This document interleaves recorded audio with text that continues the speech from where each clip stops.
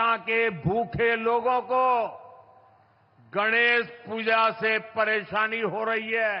कांग्रेस और उसके इकोसिस्टम के लोग पिछले कुछ दिनों से इसलिए भड़के हुए हैं क्योंकि मैंने गणपति पूजन में हिस्सा लिया था।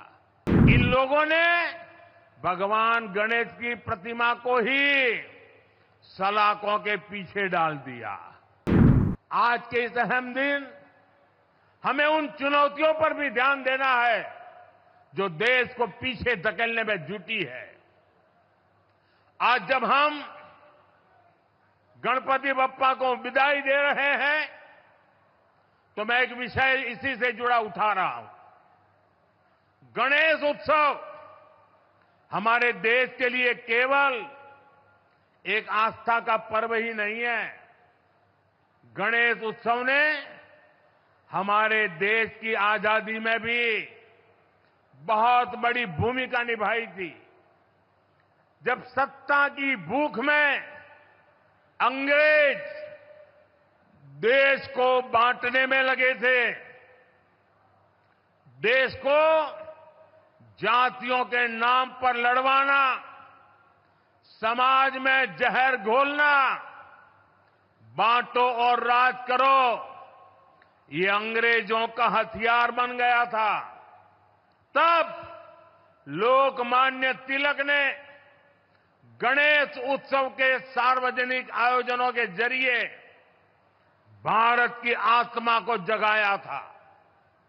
ऊंच नीच, भेदभाव, जात पात, इन सब से ऊपर उठकर हमारा धर्म हमें जोड़ना सिखाता है।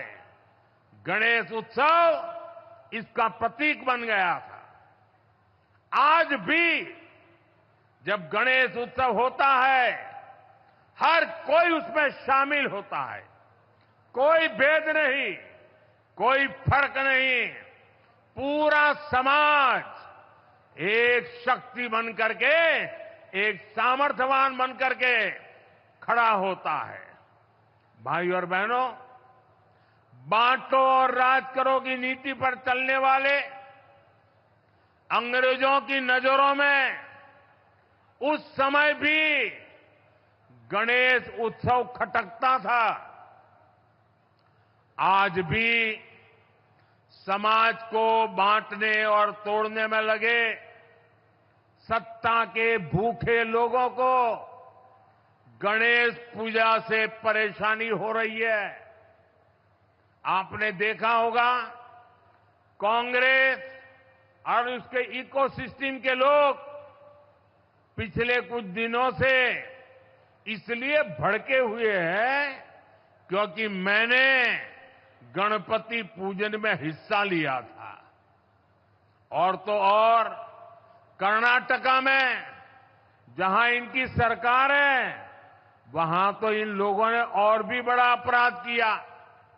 इन लोगों ने भगवान गणेश की प्रतिमा को ही सलाखों के पीछे डाल दिया।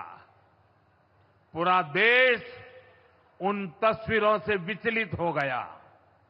ये नफरत भरी सोच, समाज में जहर घोलने की ये मानसिकता, ये हमारे देश के लिए बहुत खतरनाक है। इसलिए ऐसी नफरती ताकतों को हमें आगे नहीं बढ़ने देना है। साथियों, हमें साथ मिलकर अभी कई बड़े मुकाम हासिल करने हैं। हमें उड़ीसा को, अपने देश को सफलता की नई ऊंचाइयों पर लेकर जाना है। ओडिशा बांसी करो समर्थनो पोइमो चिरऋणी मोदी रो अस्सा सारा भारत को ही वो सुन्ना रो ओडिशा।